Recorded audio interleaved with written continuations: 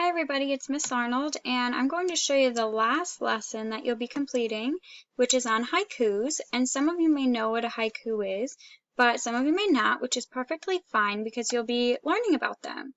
And a haiku is a short poem which is usually written about nature, and since we've been learning about nature and seasons and sunlight, we thought this would be perfect for you guys. And what you'll do is you'll scroll down, you're going to come to the PowerPoint, and just like the other ones, you'll scroll through, you'll learn about what you'll be doing, you'll learn about poems and haikus, and there will be a little short video that will remind you what syllables are because they play a part in writing a haiku.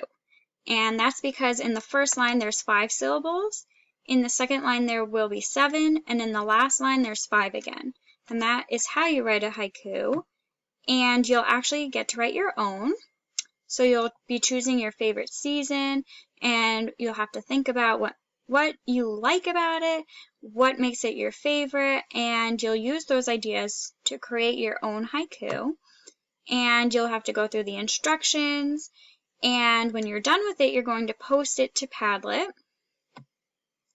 And before actually doing it, we want you to go through and brainstorm and look at some of these examples.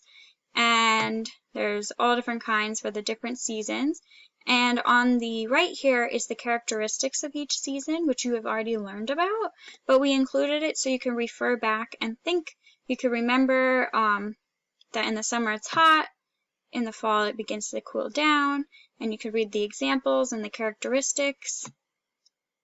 And there's one for each season. And once you complete it, we'll have you posted to the Google We'll have you post it to Padlet and complete the Google form, which includes some questions.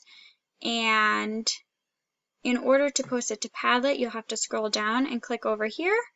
And you can actually just upload your written poem. You can type it or write it by hand, or you can also record yourself speaking or singing it. And that's completely up to you. We want you to have fun doing it. If you want to decorate the paper that you write on or add some images, that's perfectly fine.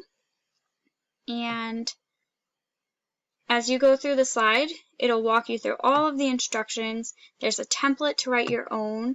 And at the end of the PowerPoint, it includes the different characteristics of each season, so you don't have to keep jumping back and forth.